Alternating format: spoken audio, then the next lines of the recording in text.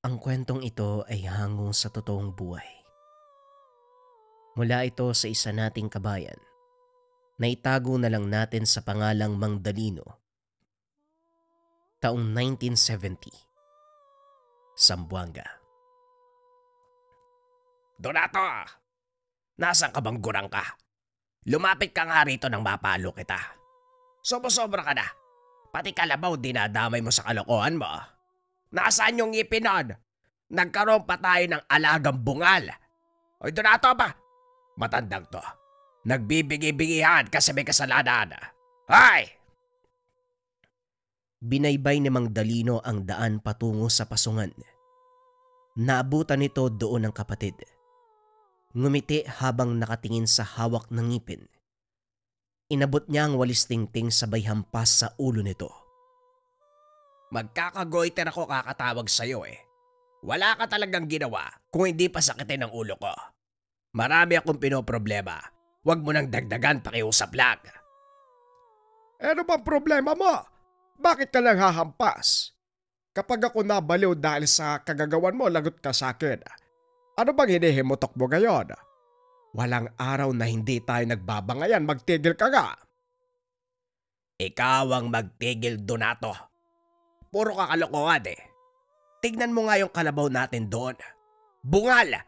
Kasi binunutan mo ng ngipin. Hayop na matandang to. Pati alaga natin ginawa mong laruan. Anong pinaglalaruan? Wala akong ginawang masama sa kalabaw natin. Kung makapagbintang ka, parang ang sama ko naman. Kusang natanggal ang ngipin ng alaga natin.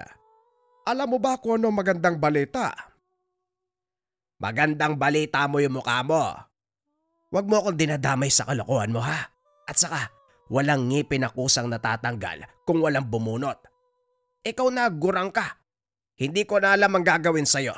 Perwisyo kang kalbo ka. Kung makapagsabi ng kalbo, akala mo hindi pwedeng liparan ng eroplano yung ulo mo, panot. Ilan na nga lang yung buhok mo eh. Huwag ka masyadong magpadala sa damdamin mo. Kapag ikaw inatake, walang makakatulong dahil hindi kita kayang buhatin. Patanda na ako. Paboy! Ay sos, iniiba mo ang usapan. Naghanap ng palusot. Huli na nga sa akto, susubukan pang makatakas. Hawak mo ang ngipin ng kalabaw natin, kaya huwag ka na magsinungaling. Umamin ka nga. Ano ba talaga ang pumasok sa isip mo? Paano kung manghina yun? Paano kung mawala ng lakas dahil sa ginawa mo? Paano na ang taniman? Sino mag-aararo? Ikaw? Eh pwede naman, mukha kang kalabaw. At tigas ng mukha nito. Sinabing kusang nahulog, hindi natanggal. Walang bumunot, nahulog. Huwag kang mag-alala, malakas ang kalabaw. Hindi yan basta-basta mapapagod. Bata pa yan. Ito namang ngipin niya. Gagamitin natin para labanan ng banta sa paligid. Mariosep, masisiraan ako kung makikinig ako sa iyo eh. Diyan ka na nga. Huwag kang uuwi hanggat hindi mo natatabas yung mga talahib sa taniman. Dalin mo ang kalabaw roon para mapakain. Ay nako, gurang na to. Napailing na lang si Mang Danilo sa naging usapan nilang magkapatid. Lumakad siya at tinanaw ito sa malayuan.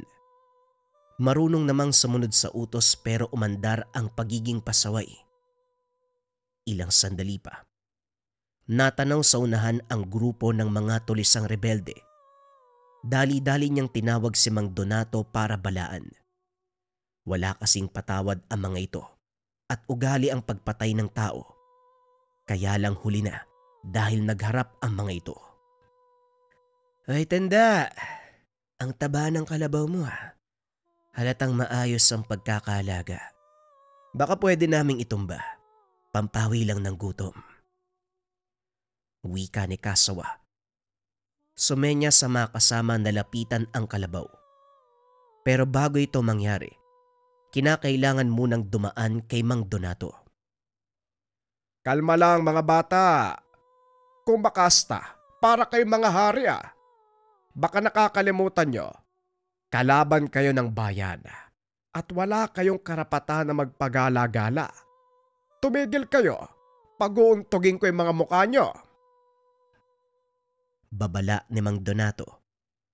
Maigpit itong nakahawak sa itak at sa tali ng kalabaw. Talaga ba, tanda? Parang hindi naman ako natatakot sa banta niyo. Anong magagawa ng itak mo sa baril namin? Hindi ka pa nakakahakbang, mamamatay ka na. Kunin niyo yung kalabaw para may pulutan tayo mamaya. Kumilos si Mang Donato. Binitawan ng tali ng kalabaw. Kagad sumugod sa mga rebelde. Siya naman ay walang sinayang na sandali. Tinaga ang mga ito. Napuruhan pero biglang tumigil nang sunod-sunod na putok ang pinakawalan ni Kasawa. Tinamaan sa dibdib pero walang sugat na natamo. Ganun na lamang ang pagkagulat sa mukha ng rebelde. Upang makasiguro, muling pinaputokan pero ganun pa rin ang nangyari. Tao ka ba? Anong klaseng matanda ka? Bakit hindi ka tinatabla ng bala? Hindi sumagot si Mang Donato. Sa halip pinakitaan ng galaw. Sa pilitang binunutan ng ngipin si Kasawa. Kumaripas ng takbo ang kasama nitong sugatan. Siya naman ay walang tigil sa pagsigaw dahil sa ginawa ng matanda. Paikaikang naglakad dahil pinuruhan din sa binti. Wala pala kayo eh. Puro angas lang ang alam. Sa susunod na babalik kayo, hindi lang ngipin ang bubunutin ko. Hoy gurang na kalbo, baliw ka talaga kahit kailan. Paano mo nagawang kalabanin ng mga rebeldeng yan? At saka hindi ba binaril ka? Bakit boy ka pa? Sa puntong ito, hindi napigilan ni Mang Dalino na lapitan ang kapatid. Takot ang naramdaman niya nang makaharap nito ang mga rebelde. Pero si Mang Donato ay parang walang nangyari. Bakit? Hinihiling mo ba na mamatay ako? Ang sama mo talagang kapatid ka. Ay sandali diyan ka nga muna. Mawawala yung kalabaw eh. Nasundan na lamang ng tingin ni Mang Danilo ang kapatid. Hindi siya makapaniwala sa nasaksiyan. Nagsama sila sa iisang bubong mula pagkabata. At ngayong matanda na, pero parang hindi pa kilala ng lubusan ang kasama. Anong may kakaya yung nilunok ng matandang yon para hindi tabla ng bala? Nakakakilabot naman. Kinagabihan, umalingaw-ngaw ang sunod-sunod na putok ng armas. Nagsara ng mga bintana at pintuan si Mang Danilo. Nahinto nang makitang kampante ang kapatid. Hindi man lang natakot sa mga kaganapan. Sa inis, wala sa sariling binato ng tsinelas. Kagad itong lumingon sa kanya. Ano ba? Lahat na lagi. Hindi ka naman inaano. Nagkakagulo na ang lahat, kalmado ka pa rin. Isara mo ng maigi yung bintana malapit sa'yo. Hindi ko alam kung saan ka humuhugot ng tapang para hindi matakot sa pangyayari. Malapit tayo sa kuta ng mga rebelde. Tapos ikaw niya, ay nako po pa. Nerbiyoso ka kasing tao ka. Kaya kaunting gulo lang natatakot ka agad. Ito, huwag mong hiwalay sa katawan mo para maging protektado ka. Kunot noong tumitig si Mang Danilo sa inabot na pangil. Ginawa itong palawit sa kwintas. Nakasinghot ka ba ng masamang hangin? Paanong magiging proteksyon ng isang pangil? Tinutokso mo lang yata ako eh. Hindi ko pa nakakalimutan ang ginawa mo sa kalabaw natin. Pangalawa na to, yung unang kalabaw natin, binunutan mo rin ng ngipin yun, di ba? Ay sabing kusang nahulog. Hindi binunot. Ang tigas ng pangamong matanda ka. Bahala ka nga sa buhay mo. Sandali, hindi mo pa sinasagot ang tanong ko. Paanong hindi ka nagtamo ng sugat? Binaril ka ng mga rebelde. Matyagang nag-antay si Mang Danilo. Gustong malinawan. Hindi siya kumbinsido na walang maika na ginamit ang kapatid upang malabanan ang pinsala ng bala. Sasabihin ko, pero kailangan mo munang tanggapin ang pangil na ito. Huwag nang maraming tanong. Isuot mo na yan. Napilitan si Mang Danilo na tanggapin ang inalok nitong kwintas. Pagkatapos ay tahimik na nakinig sa paliwanag. Isinalaysay ni Mang Donato ang dahilan kung bakit hindi napipinsala ang kanyang katawan sa mga bala, patalim at iba pa. Nagsimula ito noong makuha ang kusang natanggal na pangil ng kalabaw. Ito ang una nilang alaga. Hindi inasahan na magkakaroon ng bisa. Nang araw na yun, lihim niyang inaral ang iilang bagay na may kinalaman dito. Natutunan ang mga dasal at pamamaraan para paganahin ang mutya. Ilang beses nang napatunayan ang kakayahan. Makailang ulit ding nasangkot sa kaguluhan laban sa mga rebelde. Kaya malaki ang pasasalamat ko sa pangil dahil ito ang tanging nagpoprotekta sa akin laban sa mga salbahing rebelde. Kung wala ito, malamang matagal na akong pinaglamayan. Napakamot sa ulo si Mang Danilo. Hindi alam kung paniniwalaan ang sinabi ng kapatid. Maniniwala pa ako kung sasabihin mong malakas ang kapit mo sa swerte. Pangil, ngipin, magpoprotekta sa buhay ng tao. Nahihibang ka na ba? Tiyan ka na nga. Ang dami ko nang iniisip, dumagdag ka pa. Ang haba pa ng salaysay mo, hindi naman ka panipaniwala. Ay bahala ka sa buhay mo, Panot. Hindi naman kita pinipilit. Hindi magawang matulog ni Mang Danilo dahil naisip ang sinabi ng kapatid. Sa kabilang banda nagtatalo ang paniniwala. May parteng kumbinsido, pero meron ding ayaw magpadala dahil kilala ang ugaling meron ito. Mabilis makaisip ng imbentong kwento.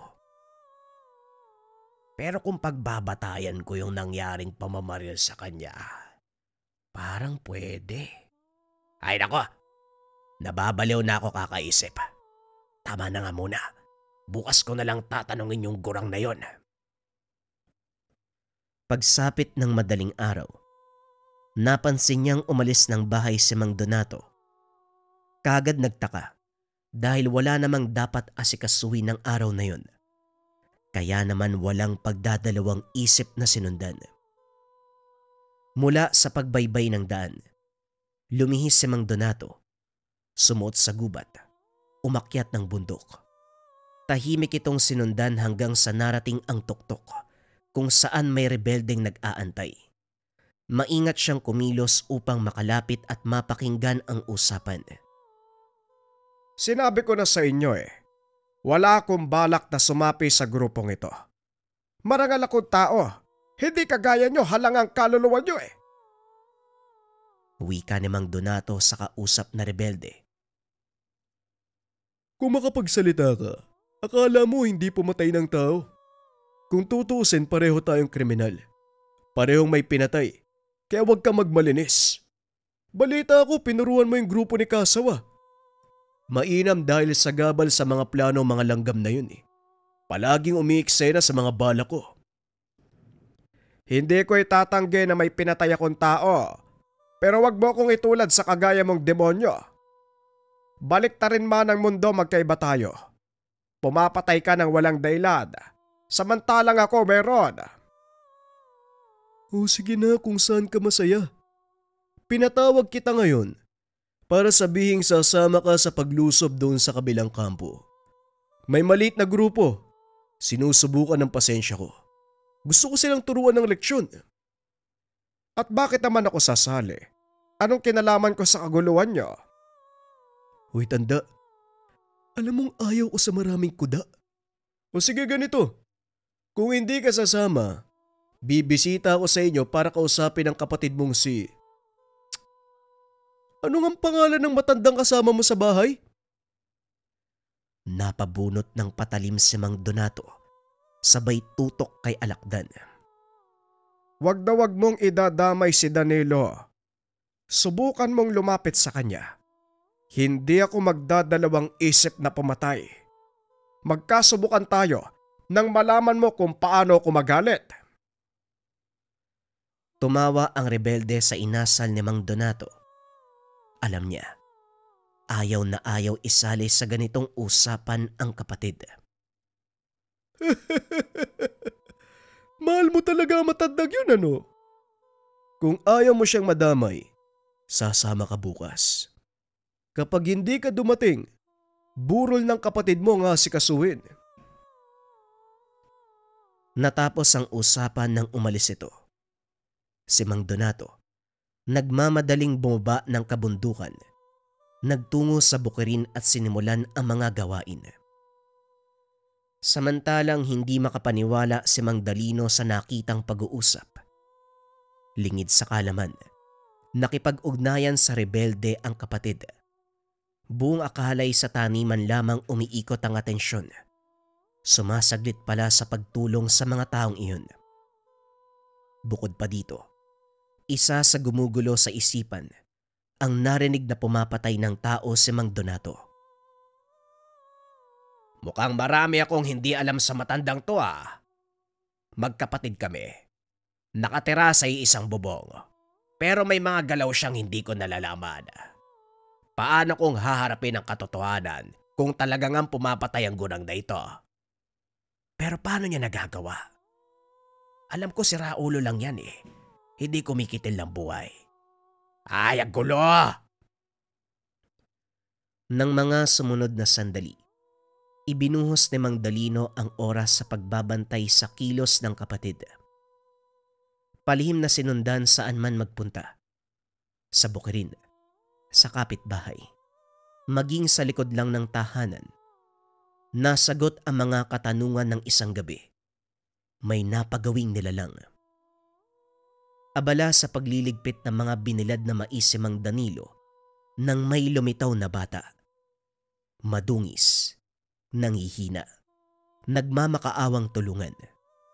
Dahil likas na mawain lalo na sa kabataan, walang pagdadalawang isip na pinutuloy. Inasikaso ito, hinayaang matulog sa papag.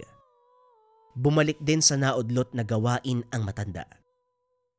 Makalipas ang ilang sandali, narinig ang biglaang pagsigaw ng bata. Tarantang lumapit si Mang Danilo. Naabutan itong namimilipit sa sakit ng tiyan. Sumaklolo siya. Binigyan ng paunang lunas. Umayos naman ang kalagayan. Isda lang naman ang kinain pero bakit ganyan? Nga pala, nasaan ba mga magulang mo? Iniwan ka ba o ikaw ang umalis? Tanong ni Mang Dalino. Hindi siya nakatingin sa bata dahil abala sa pagliligpit ng mga halamang gamot. Nang lingunin niya, iba na ang muka. Bumungad ang nanlilisik na mga mata. Mahaba ang mga kuko. Buwaghagang buhok at matulis ang ngipin. Nasaan yung aswang na kaagad umatake? Sinugod ng kalmot si Mang Danilo. Hindi magawang lumaban dahil mabilis at malakas ang nilalang. Napasiksik na lamang siya sa sulok habang iniinda ang pag-atake nito. Sa kabutiang palad, dumating si Mang Donato na kaagad namang sumaklolo. Tinaga ng tinaga. Nanlaban pa ang aswang ngunit nasawirin. Ikaw kahit kailan ka matanda ka. Sabi ko naman sa'yo, huwag ihiwalay ang pangil ang kalabaw. Yan ang inabot mo. Teka, paano ba nakapasok to? Lumapit tong bata. Hindi ko naman alam na ganyan yan eh. Ay sandali, saan ka ba nagsuot ngayong ka lang dumating? Mamamatay ako nang wala sa oras eh. Napakatigas kasi ng ulo mo. Nasaan ang pangil na binigay ko? Sugatan na nga ako. Pangil-pangil na hanap mo. Gamutin mo muna ako. Dito napagtanto ni Mang Danilo ang sinasabing pumapatay ng tao ang kapatid. Kung lilinawin, hindi ordinaryong tao ang pinapaslang kung hindi ang mga may lahing aswang. Matapos ang gamutan hindi mapalagay si Mang Donato, ipinilit sa kapatid na suotin ang pangil ng kalabaw.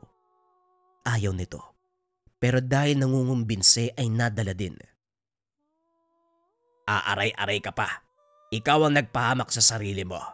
Nagpapasok ka ng halimaw tapos ngayon na inatake, dadaig. Ay nako, wag mo nang hubarin ang pangil na yan kung ayaw mong mamatay.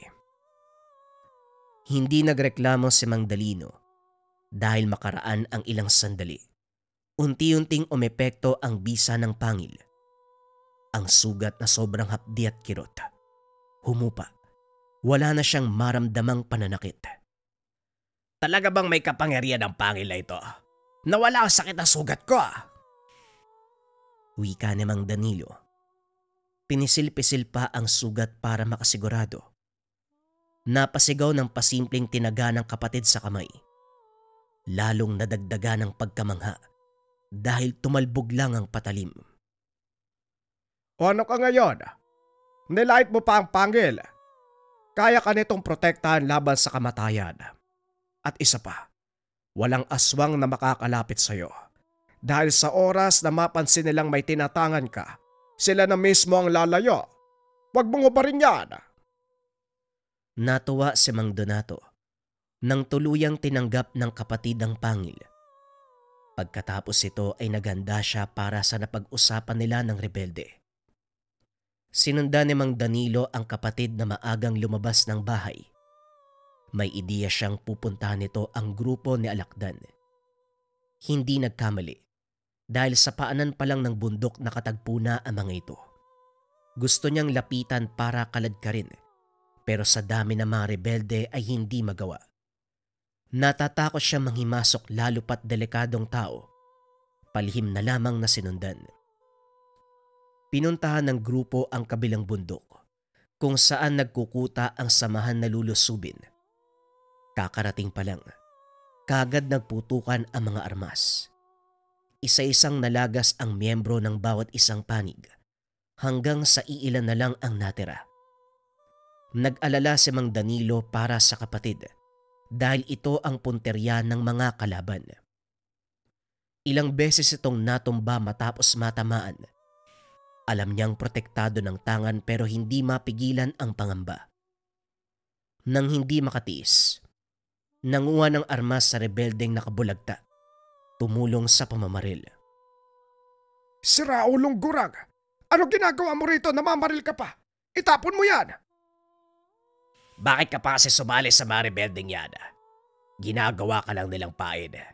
Ikaw ang pinapasugod porket hindi ka tinatablan. Ikaw ang lalaban. Sila ulo ka rin eh. Umuwi na tayo. Ikaw ang umuwi. Sumunod ka pa dito. Lakad na habang wala pang nakakapansin. Hindi ako aalis kung hindi ka kasama. Itapon mo yung baril. Halika na. Ang tigas ng pangamungguran ka. Umuwi ka na bago pa magdatingan ng mga aswang na nakaalyansa ng rebelde. Kapag nagkataon madadamay ka. Napalunok si Mang Danilo sa narinig. Hindi maiwasang matakot. Naranasan ng maging biktima ng aswang. Kung ganon, dapat talaga tayong umalis dito. Hayaan mong magpatayan ng mga rebeldeng yan. Total, mga salot naman sila sa lipunan. Huwag ka nang magmatigas pakiusap, Danilo. Umuwi ka na. Susunod ako. Matapos magsalita, bumalik na sa laban si Mang Donato. Tanda, nariyan na ang mga aswang. Siguraduhin mong mapapatay ang lahat ng yan. Idamay mo na ang kabilang grupo. Lahat sila. Utos si Alakdan. Iniwan siya nito pagkatapos. Napabuntong hininga na lamang si Mang Donato. Pailing-iling na hinarap ang natitirang rebelde at aswang. Madali lang para sa kanya ang laban dahil biyasa sa ganitong sitwasyon. Inuna ang mga rebelde upang wala ng sagabal. Ganyan tayo eh. Dahil alam na meron akong tangan iwan na lang. Makakatikim ka sa akin mamaya, Alakdan. Sumusobra ka na eh. Sino sa inyo mauuna? Isa-isa lang ah. Masyado pa namang mahaba ang oras bago mag-umaga. Hindi pa tayo aabutin ng pagsikat. O ikaw pangit, ikaw mauna. Wika ni Mang Donato sa aswang na nakalambitin sa puno.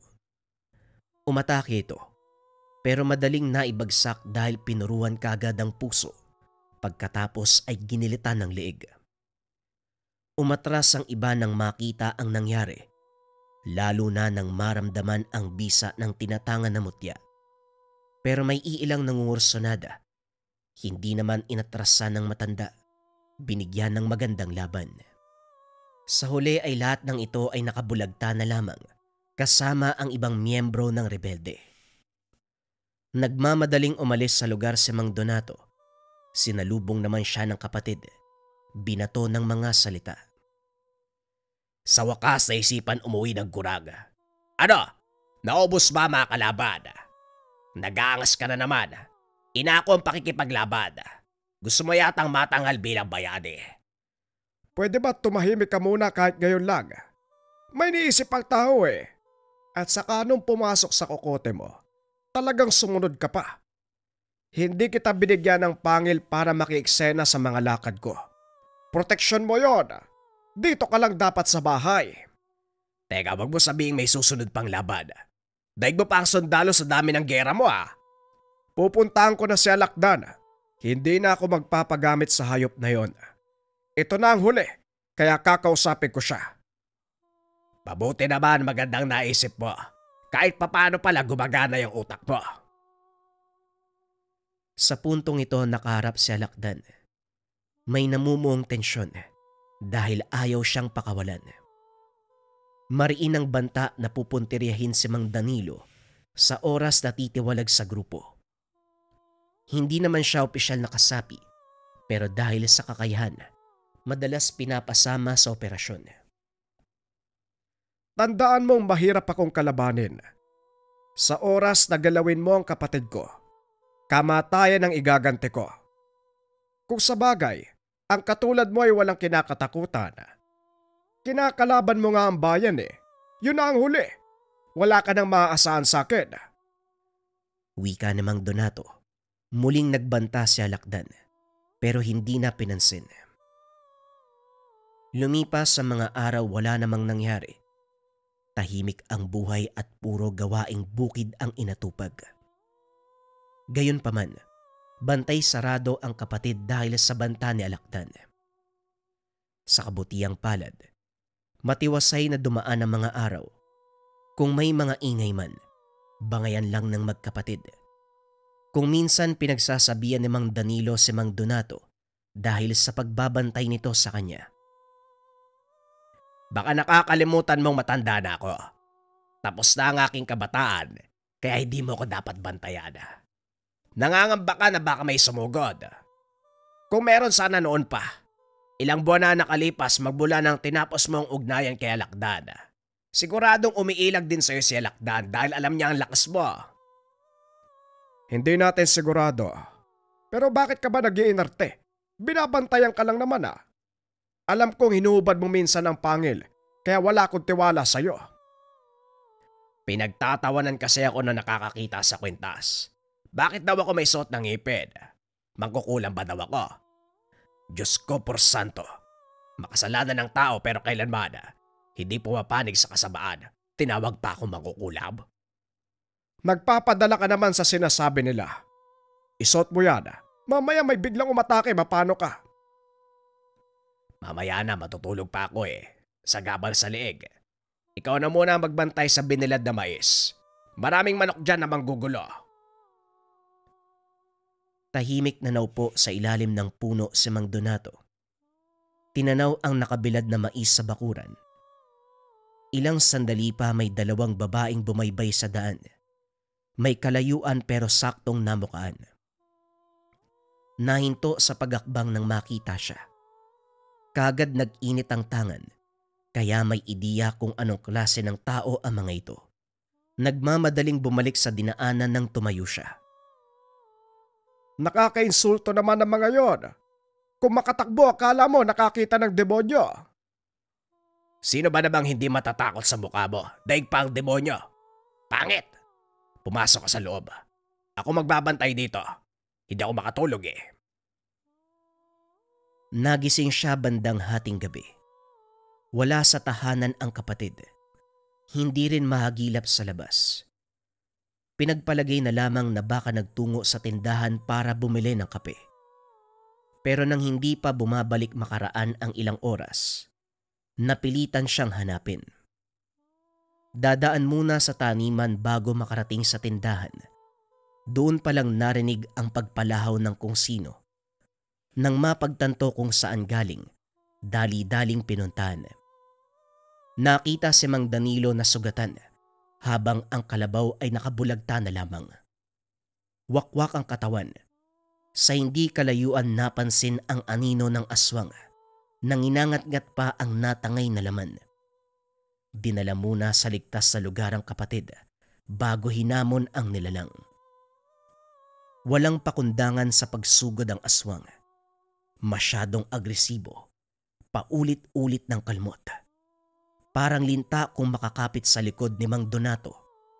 Swerteng may dalang itak, kung kaya't napatikim ng taga. Hindi ito umubra. Humandusay matapos ang sunod-sunod na pagsaksak sa katawan. Upang makasigurado, pinugutan ng ulo. Kagad ding sinunog at saka inilibing ang tirang butot laman.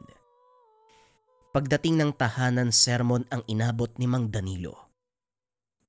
Kung kailan ka tumanda, saka tumigas ang ulo mo. Sabing wag gubarin ang pangil eh. Paano ka napunta sa tanimang kanina? Nakalimutan ko kasi kung naitali bang mabuti yung kalabaw eh. Pagtingin ko yun ang nabungaran. May aswang tapos sinugod ako. Mabuti nga sinugatan lang ako eh. Dahil ang karne ng kalabaw ang binalingan. Ang tagal mo namang dumating. Mabuti na abutan mo pa akong buhay. Aba, kasalanan ko bang napahamak ka? Ikaw nga tong hindi nag-iisip eh. Malay ko bang umalis ka ng ganitong oras? Pasaway na gurang. Akin ang braso mo, gagamutin ko. Sa susunod na ubarin mo pa ang pangil. At masangkot ka sa panganib ba? Si San Pedro na ang bahala sa'yo. At dahil madalas dinadali ng aswang, palagi nang suot ni Mang Danilo ang pangil. Sa paglipas ng mga araw, nagpatuloy ang kapayapaan sa buhay ng magkapatid. Hindi na nanggulo ang mga rebelde dahil tatapatan ni Mang Donato ang banta nito. Natakot kung kaya't hindi na bumalik. Kung usapang aswang naman, ang mga nilalang na mismo ang umiwas. Hinding-hindi sila aatrasan ni Mang Donato sa oras na manalakay sila sa tahanan o kahit sa sinong mga tao na bibiktimahin. Labis ang takot ng mga rebelde at aswang dahil sa tangan ni Mang Donato na pangil ng kalabaw. Ang susunod na kwento ay bago pa rin, mga kabayan. Ito ay tungkol sa puting mangbabarang. Simulan na ang storya. Ang kwentong ito ay hango sa totoong buhay. Mula ito sa isa nating kabayan na itago na lang natin sa pangalang Mando. Taong 1970. Bukidnon. Napailing na lang si Mando nang makita ang tali sa paa ng pinadalang insekto sa kaaway na mananabong. Kulay itim. Ang ibig sabihin hindi siya nagtagumpay sa binabalak na pambabarang. Kilala niya si Mang Carpe. Nagmula ito sa angkan ng albularyo pero matagal nang humiwalay sa pamilya dahil sa pagre-rebelde. Hindi lubos akalain na kaya nitong takasan ang pambabarang. Gayunpaman, hindi pinanghinaan ng loob si Mando. Nagtungo ito sa silid upang ulitin ang proseso. Kinuha ang garapon na naglalaman ng isang alupihan. Binulungan ng orasyon at saka pinakawalan. Nagmarcha ito patungo sa tahanan ni Mang Carpe. Kung may pangontra ka man, wala pa rin akong balak na tumigil. Babarangin kitang matanda ka.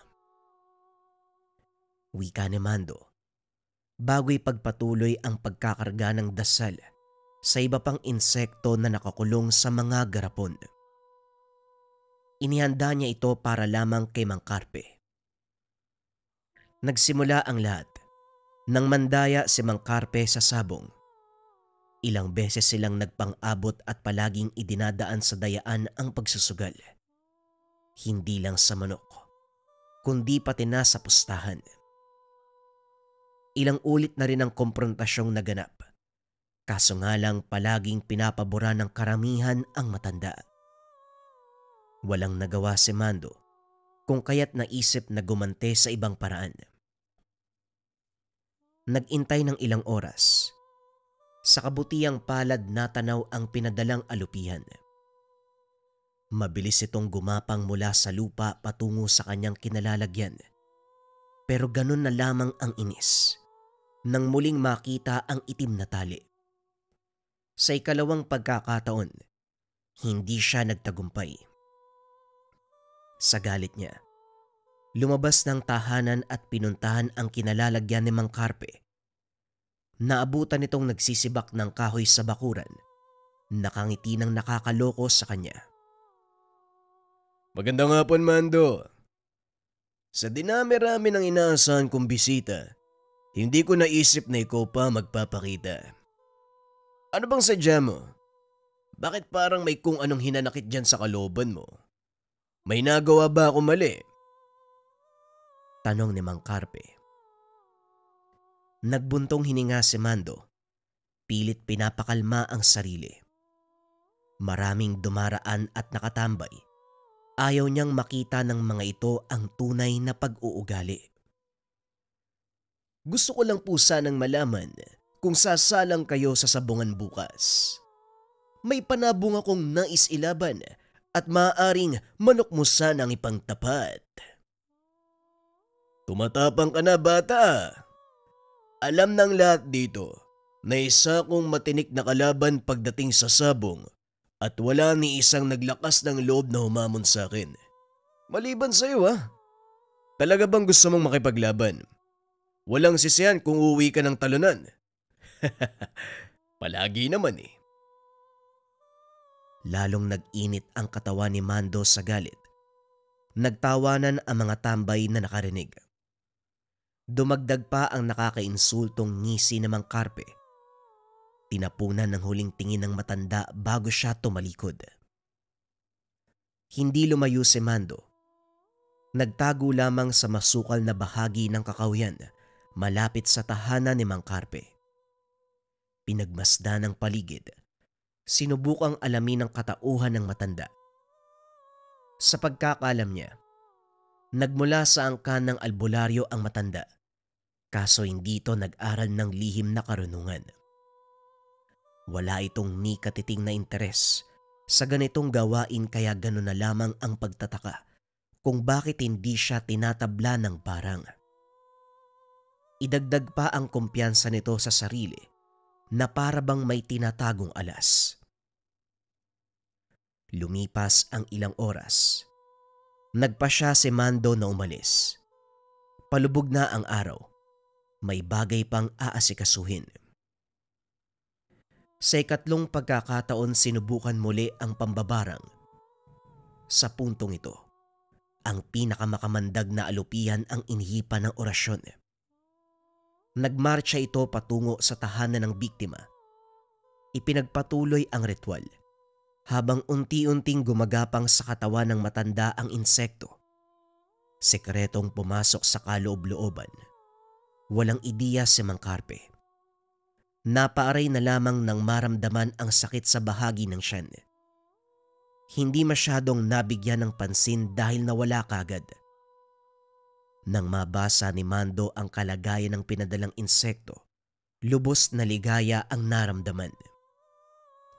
Kailangan palang ulit-ulitin bago magtagumpay. Sa puntong ito, tanda, tignan natin kung meron ka pang ipagyayabang.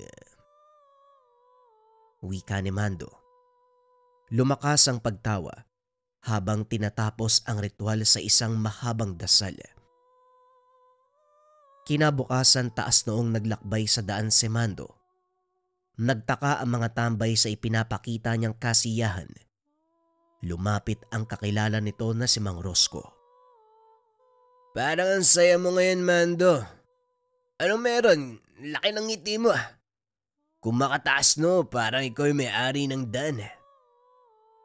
Wika ni Mang Rosco. Nga pala, bakit parang kulang ang grupo nyo? Nasaan ang mayabang na si Mang Carpe? Hindi pa namin alam pero ang sabi ng anak niya, may iniinda raw eh. Sumakit yata ang tiyan. Maagang nagtungo sa butika ang panganay niya. Hindi mapigilan ni Mando ang mapatawa. Lalong nadagdagan ang pagtataka ni Mang Rosco dahil dito. Pasensya ka na. Hindi ko lang maiwasan dahil yung kaibigan nyo, kung makaastan napakayabang, tapos ngayong merong iniindang karamdaman. Akala ko, kasing tigas ng mukha niya ang kanyang sikmura. Hindi naman pala. O siya muna na ako. Pupunta na ako ng sabungan.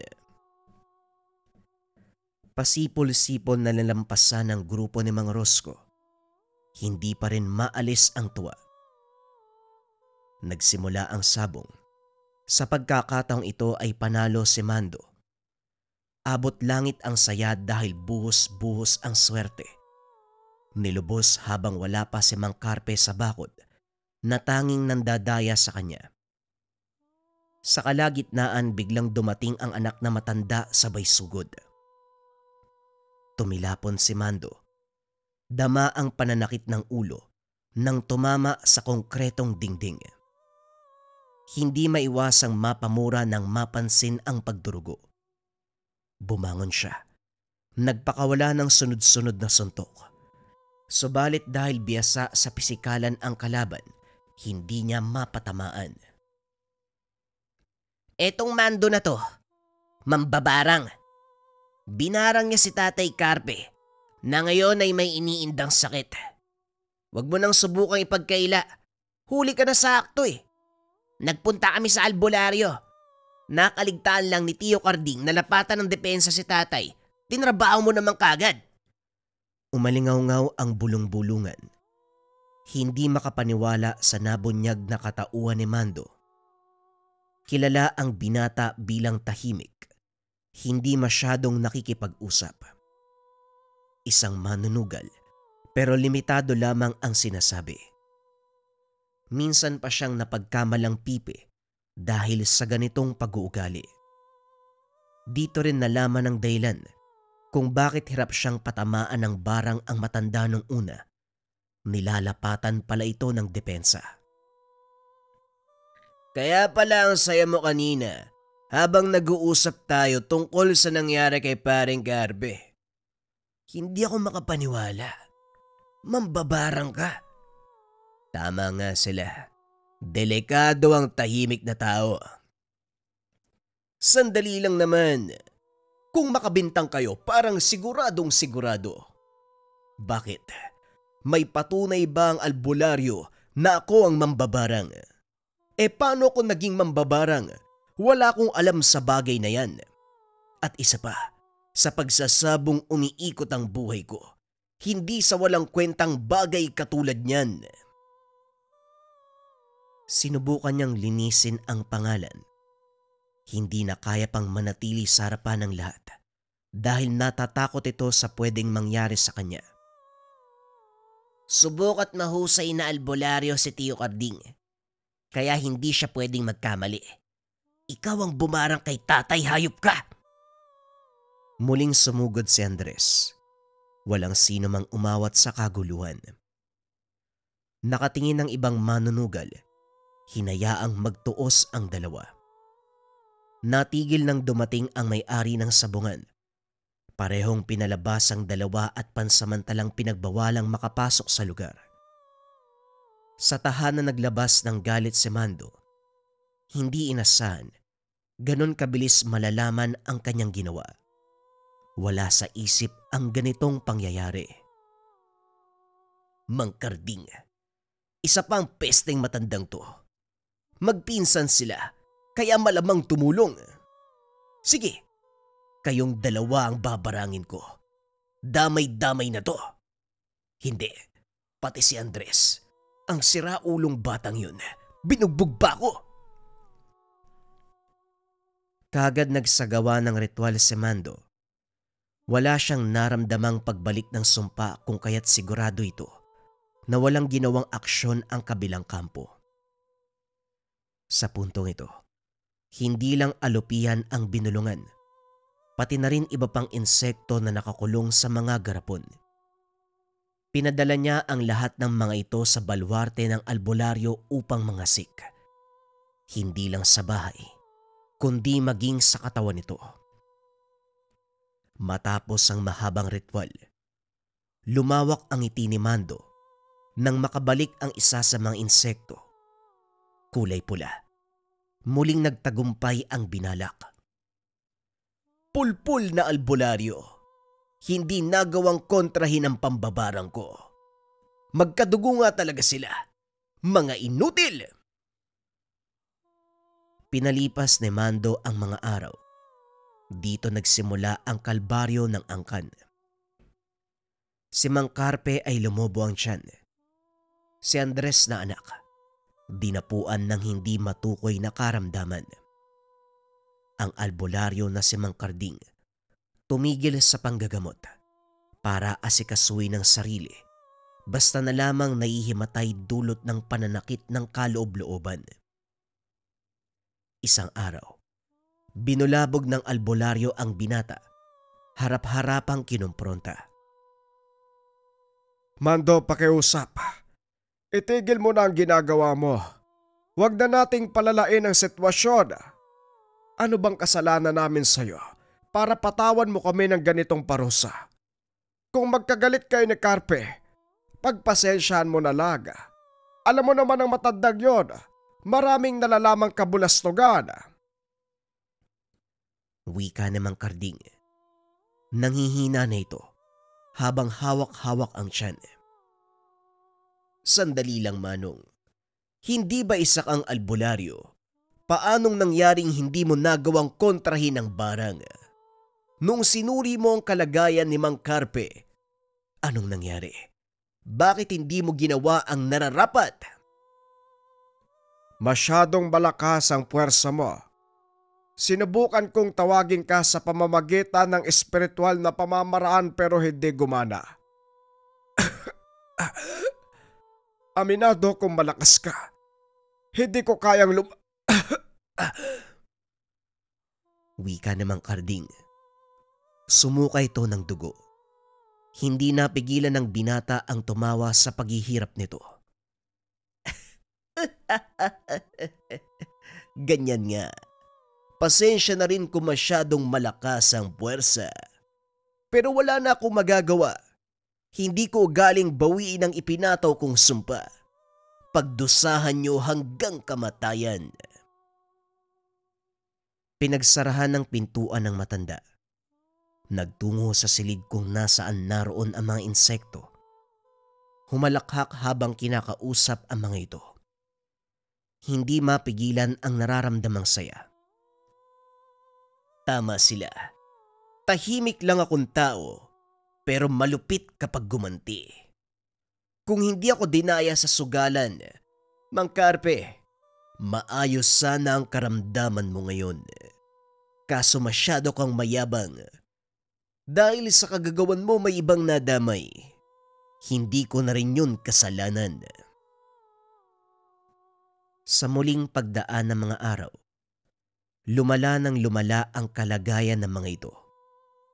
Nakaratay na lamang sa banig, hirap, nagihingalo. Paminsan pa itong pinunta ni Mando sa tahanan para busitin. Pasimpleng binasa ng dasal sa harapan.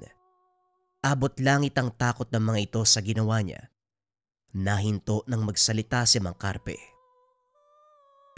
Pakiusap, itigil mo na to. Kung ano man ang nagawa ko sa'yo, patawarin mo ko. Hindi ko na uulitin. Hindi na kita dadayain sa sugal.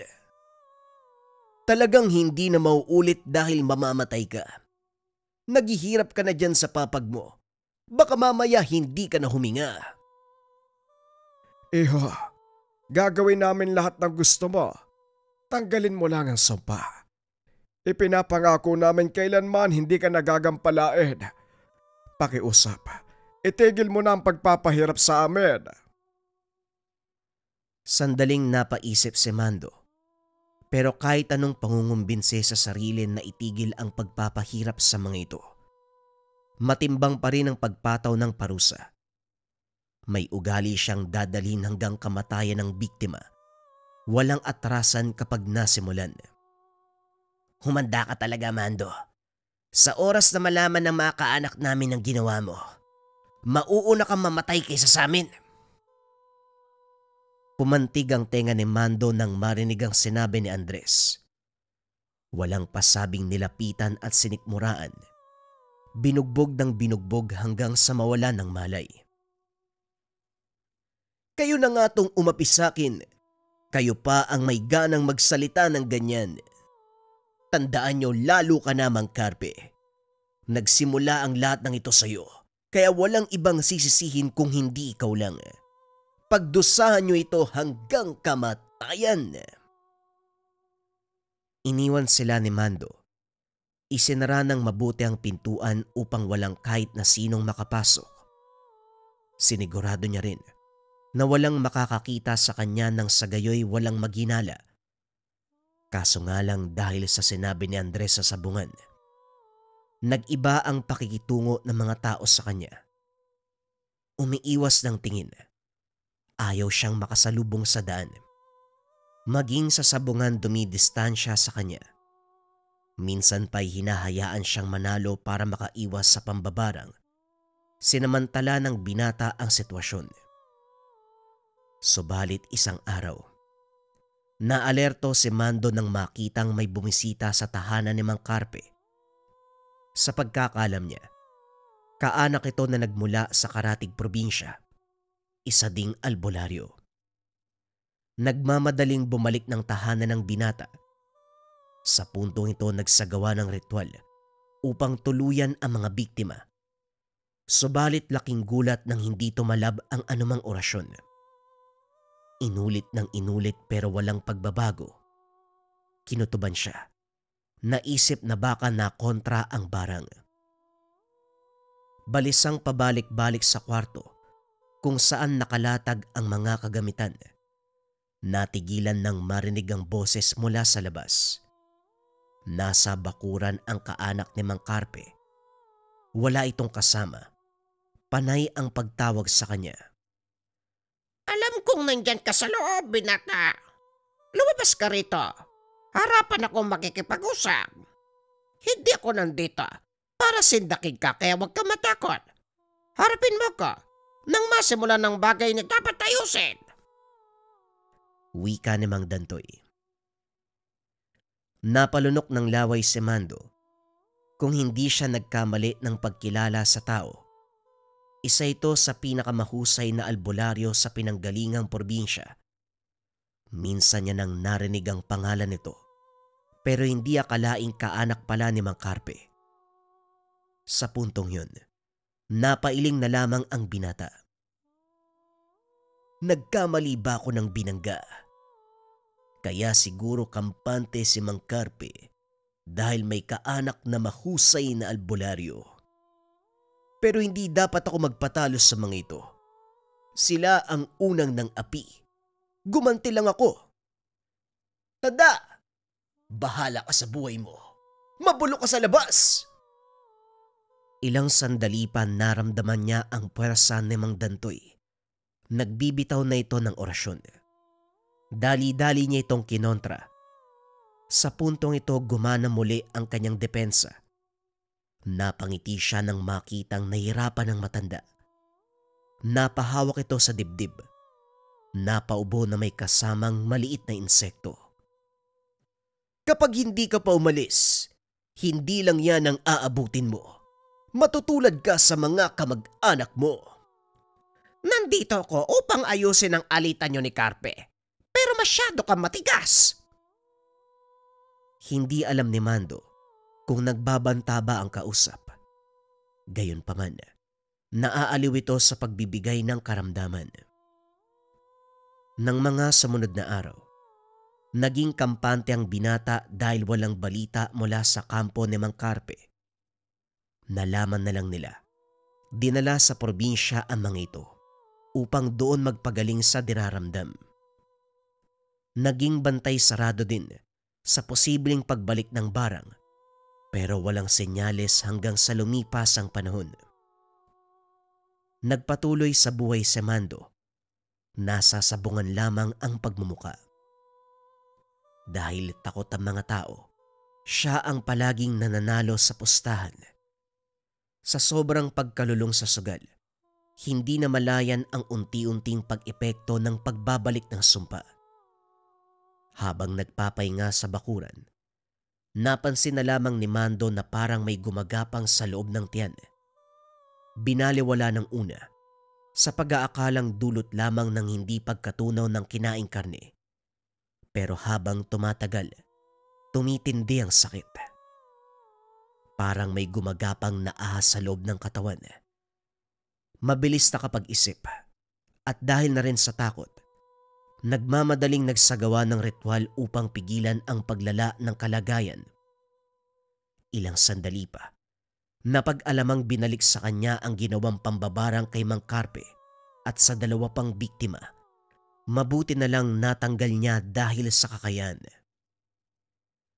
Kamunti ka na ako dun ah. Akala ko wala nang gagawin ng mga yon.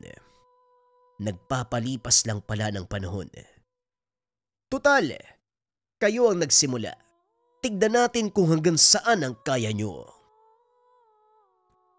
Nagbuntong hininga si Mando. Pagkuway dinasalan ang mga insekto na nakakulong sa garapon. Lahat ng mga ito ay inutusang wasakin ang katawan ng mga biktima. Sinimulan niya kay Mang Carpe na unti-unti na sanang gumagaling dahil sa gamot ay binigay ni Mang Dantoy. Ngayon muling namilipit sa pananakit ng kalamnan. Naglalabas na ng dugo, maging ang mga uod. Upang hindi makontra ang ritual, ginawan din ng orasyon ang albularyong si Mang Karding at Mang Dantoy. Hindi to nakaramdam ng anumang pananakit ng katawan, pero walang humpay sa pagdurugo ang ilong. Unti-unting lumalabas ang alopian sa bibig na nag-iwan ng malubang pinsala sa loob. Hindi nagtagal nawalan ito ng malay. Sa pagkakataong ito, tinapos ni Mando ang ritual at hinayaang magdusa muli ang angkan ni Mang Carpe. Bibitinin ko muna ang paghihirap nyo para meron pa akong paglaruan sa mga susunod. Huwag kayong mag-alala. Wala akong balak na pairapan kayo sa mahabang panahon. Tatapusin ko rin kayo kapag nagsawa na ako. Sa kabilang banda, hindi magkamayaw ang asawa ni Mang Karding, nakakarating lamang mula sa ibang bayan. Awang-awa ito sa kalagayan ng matanda, maging kay Mang Carpe. Sa anak nitong si Andres, pati na rin kay Mang Dantoy. Mulat ang mga mata. Kitang-kita ang labis na paghihirap sa pinsalang tinamo mula sa barang. Nang makapagpasya, nagtungo na sa tahanan ng kaanak upang humingi ng saklolo. Nakarating si Aling Flora sa tahanan ng isa ring albularyo. Walang pagdadalawang isip na pinaliwanag ang kalagayan ng asawa. Kaagad naman siyang inasikaso. Pinagtuunan ng pansin ang sitwasyon. Pagkatapos ay nagsagawa ng ritual. Natukoy ang dahilan. Kasabay nito ang pagtawag ng espiritual na kamalayan ng mambabarang. Sa kalagitnaan ng pustahan, nakaramdam ng kakaiba si Mando. Parang lalabas ang espiritu sa katawang lupa. Nang hindi na makayanan, nagmamadaling umuwi para malaman ang nangyayari. Pero pagpasok ng bahay, kaagad natumba nang biglang mawala ng lakas. Naparalisa, kahit ang mga mata ay hindi magawang igalaw. Ang kasunod na nangyari ay ang pagkarinig ng boses. Kaagad nagbago ang reaksyon ni Mando. Alam niyang nahuli siya ng albularyo. Alam kong naririnig mo ko.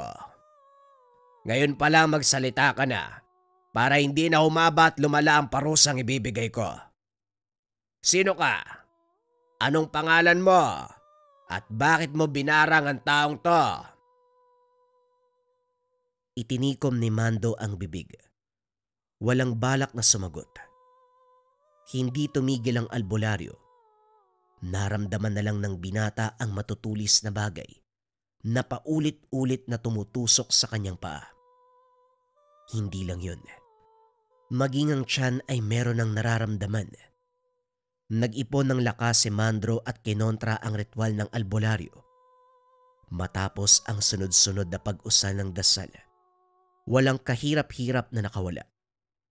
Nagulat naman ang albularyo dahil ngayon palang nakasagupa ng mambabarang na nagawang makatakas sa ganitong pamamaraan. Sa puntong ito, inuna muna ni Mando ang pagtanggal ng sumpa sa katawan. Hindi lingid sa kanyang kaalaman ang mga posibilidad, kaya naman nanatiling alerto. Hindi na siya nag-aksaya ng oras. Sinimulan ang huling yugto ng pambabarang. Inisa-isa ang mga biktima. Inuna si Mang Carpe. Kagad binawian ang buhay. Ilang sandali pa ang lumipas. Sumunod na ang anak na si Andres. Sa ganong pamamaraan din binawian ang buhay. Magiliw na sinundo ni Mando ang mga insektong kinargahan ng sumpa. Maingat na binalik sa garapon. Tinanggal din ang taling nagkulay pula. Walang mapaglagyan ng kanyang tuwa. Humalakhak ng humalakhak. Sa tingin niyo siguro, ako ang tipo ng mambabarang na madaling mapuksa. Mataas na antas ang aking karunungan. Walang sino mang albularyo ang makakatalo sa akin. Ang sumunod na tinabaho ay ang albularyong si Mang Karding. Isanabay na rin si Mang Dantoy. Hindi na pinatagal ni Mando. Nilapatan ng orasyon na siyang tumapos sa buhay ng mga ito. Makalipas ang oras, muling naramdaman ng puwersa na merong tumatawag sa espiritual na lakas. Kaso nga lang hindi na nagtagumpay ang albularyo. Sige lang, gumanti lang kayo. Kahit ubusin pa ang lahat ng albularyo sa bansa, hindi niyo ko mapipigilan. Wika ni Mando habang kinukuha ang nakahilerang garapon. Kinargahan ng insekto at saka pinalipad patungo sa kinaroroonan ng albularyo. Dumiretso ito sa pagpasok sa katawan. Walang sinayang na pagkakataon. Pagbalik ng alagang insekto kay Mando, laking tuwa nito nang makitang kulay pula ang tali. Ibinalik sa garapon, kinondisyon para sa susunod na paggagamitan. Ilang sandali pa, nabulabog si Mando ng malalakas na katok. Pagbukas ng pintuan, bumungad ang dalawang tao. Kilala niya ang isa, ang Chuy na matagal nang hindi nakikita. Nang dumako ang tingin sa kasama nito, ganun na lamang ang paglunok. Ito ang asawa ng yumaong si Mang Karding. Tiyo Bokyo, ano pong ginagawa niyo rito? May sadya po ba kayo ng 10 oras ng gabi? Ay nako, hindi ka talaga nagbago. Hindi mo lang ba kami iimbitahan sa loob? Dito ba talaga tayo mag-uusap? Pinapasok ng binata ang dalawa. Naging matipid ang pagsasalita. Bantay sarado sa kilos ng bisita. Wala pang ideya kung ano ang sadya ng mga ito. Nakituloy ang dalawa at nagpalipas ng gabi. Kinabukasan naunang umalis ang ginang. Nagpaiwan ng tsuhin na siyang ikinatakot ni Mando. Iyo, magtapat ka sa akin ha. Ginagamit mo ba ang pamamaraan ng yumao mong ama? Napahugot ng hininga si Mando. Walang nagawa kung hindi magsabi ng katotohanan. Dahil malalaman nito kung nagsisinungaling siya o hindi. Ano naman kung gagayahin ko, Tiyo? Ikaw na rin mismo ang nagsabi noon na walang masama kung susunod ako sa yapak ni tatay. Basta walang maaagrabyado na inosenteng tao. Sigurado ka bang walang naaagrabyado sa ginagawa mo? Hindi lang isang tawang pinatay mo, Mando, kundi 5. 4 sa angkan ni Mang Carpe at yung pang-5, yung hiningaan nila ng tulong. Sinubukan kong ipasa sa kakilala ko, pero yun ang naabutan ko, pinatay mo siya. Binigyan kita ng pagkakataon nung una. Tinawag sa pamamagitan ng ritual. Pero sa halip na tanggalin mo ang sumpa, pinatay mo pa. Kaya pala pamilyar ang boses ng nakausap ko. Kayo pala ang taong yun. Pasensya na, Tiyo. Wala sa bokabularyo ko ang bumuhay ng biktima. Kapag nasimulan ko, kamatayan ang magiging katapusan. Wala ka talagang pinagkaiba sa yumaong ama. Parehong-pareho kayo ng pag-uugali, Mando. Nakapagbitaw ako ng salita sa kanila, kaya wala na akong pagpipilian kung hindi kalabanin ka. Pasensyahan tayo. Sana maging handa ka sa kung ano man ang gagawin ko sa'yo. Tila nabingi si Mando sa narinig mula sa chewin. Hindi akalain na magiging ganito ang takbo ng pangyayari. Aminado siya. Padalos-dalos ang kilos pero gayunpaman, pinanindigan ng lahat ng ginawa. Walang problema. Magsubukan tayo. Napabuntong hininga si Mang Bokyo. Hindi na unawaan ng binata ang gusto niyang iparating. Subalit naisip na mas mainam ang ganito upang maturuan ang leksyon. Pagsapit ng gabi, bantay sarado ni Mando ang kanyang tahanan. Wala siyang ideya kung anong atake ang gagamitin ng Shuhin, kaya naman minabuting maging alerto. Ilang sandali pa napansin niyang bumigat ang ihip ng hangin. Hindi nagtagal. Narinig niya ang pagbagsak ng mga lalagyan ng insekto. Pagkarating sa lugar wala ng buhay ang mga alaga. Lumitaw mula sa likuran ng Shuhin na nagkakarga ng dasal. Unti-unting nararamdaman ni Mando ang panghihina, kasabay ang pandidilim ng paningin. Sinubukan pa niyang kunin ang isa sa mga alaga, kaso nga lang hindi na tumalab. Kung nakinig ka lang sana sa akin, hindi tayo abot sa ganito, Mando. Wala akong balak na saktan ka. Ang sa akin lang matuto kang lumugar. Kontrolin ang kakayahan. Hindi dahil kagalit mo ang isang tao, gagantihan sa paraang magre-resulta ng kamatayan. Talagang naligaw ka na ng landas. Panahon na siguro para sumama ka sa akin. Para mabigyan kita ng gabay at matutunan ang tama. Pansamantalang tinanggal ng bisa ni Mang Bokyo ang kakayahan ni Mando sa pambabarang. Dinala ang binata sa kanilang lugar at doon ginabayan. Sa kagustuhan naman itong maibalik, niyakap ang turo ng Shuhin. Hindi nagtagal, natutunan ang mga bagay-bagay, lalo na ang tamang paggamit ng kakayahan sa pambabarang. Kung dati, basta na lamang pinapatawan ng sumpa ang mga nakakaalitan, ngayon ay mas nagkaroon ng malalim na dahilan. Ginamit niya ang pambabarang sa panggagamot, hindi sa pagbibigay ng sumpa sa isang tao. Dahil sa gabay ni Mang Bokyo, naging mabuting tao si Mando. Tinalikuran ng pagsusugal. Ibinuhos ang buong buhay na pag-aralan ang lihim na karunungan at kung paanong gagamitin ang mga kakayahan para sa iba. Sa paglipas ng panahon, binansagan si Mando sa kanilang lugar bilang puti na mambabarang.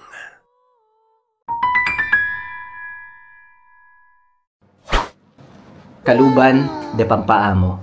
Para sa mga nasa toxic environment dyan, yung lagi napapag-initan, laging galit yung mga tao na nasa paligid mo, subukan mo tong Kaluban de Pampaamo.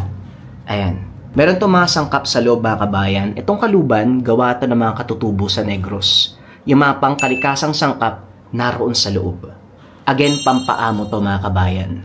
Kapag ikaw kasi yung tipo ng tao na parang lagi ka napapag-initan, meron kang certain energy na dala kung bakit ka lagi nakikita at lagi napapag-initan. Ang trabaho ng kaluban, tanggalin yung negative energy na yun. Bagay din to sa mga taong laging merong kausap or nasa sales para madali kayo makapagpalagay ng loob ng taong kausap mo. Paano siya gagamitin? Simple lang. Meron ka ng lalagyan, andyan yung mga sangkap sa loob. Meron ka pang gabay pulang telepouch mula sa Lika Merchandise. Lalagay mo lang yan dyan, lagay mo sa bulsa mo, lagay mo sa bag mo, mag-work na yun. Kung interesado ka dito kabayan, i-visit mo lang yung shop ng Lika Merchandise or i-click mo yung yellow basket na nasa baba.